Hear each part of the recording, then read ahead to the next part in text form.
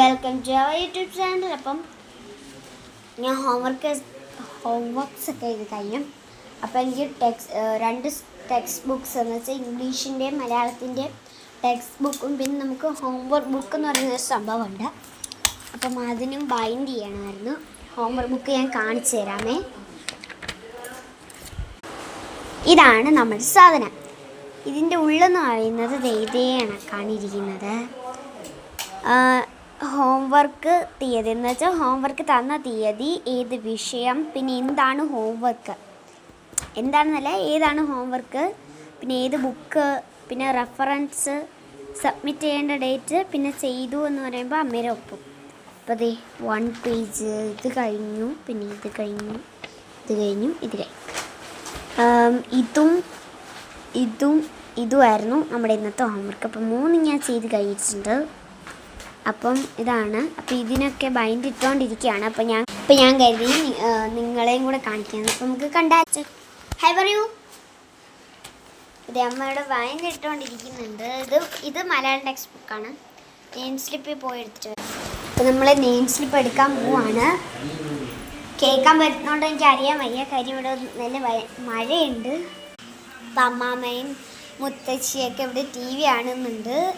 അപ്പം അപ്പാപ്പ എന്ന് വെച്ചാൽ ചിക്കൂസ് വ്ലോഗ് ചേച്ചിയുടെ അപ്പാപ്പനൊക്കെ ഉണ്ട്. അപ്പം ഈ അമ്മാവർ കാണിക്കാം.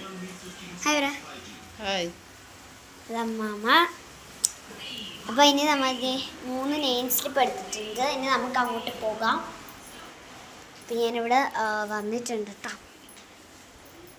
ഓക്കെ, വേണ്ടല്ലേ ഹോംവർക്ക് എഴുതി കാണിച്ചാൽ നമ്മുടെ പോയ സ്ഥലം വരയ്ക്കാൻ പറഞ്ഞിട്ടുണ്ടായിരുന്നു. ഇത് എൻ്റെ മഞ്ചുവാടി വര എന്ന് പറയും, സൈക്കോളജി ചോട്ടൻ എന്ന് പറയുന്ന ഒരു പാടുണ്ട്. അപ്പോൾ അത് പിന്നെ ഹോംവർക്ക് ഇതേ നമ്മൾ പോയ സ്ഥലം. അപ്പോൾ ഞാൻ ബീച്ചാണ് വെച്ചിട്ടുള്ളത്. 2 ഞണ്ടൊക്കെ വെച്ചിട്ടുണ്ട്, മണൽ, പിന്നെ തേരയുടെ വെള്ള ഇതൊക്കെ, പിന്നെ മരവും ഒക്കെ വരച്ചിട്ടുണ്ട്.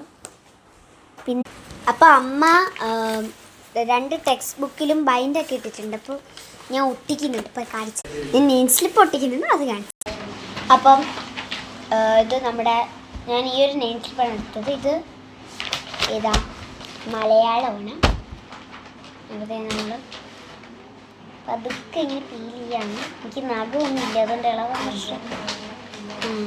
അപ്പോഴത്തേക്കും വന്നിട്ട ഫ്രണ്ടും ബാക്കൊക്കെ നോക്കിയിട്ട് വേണം ഒട്ടിക്കാൻ.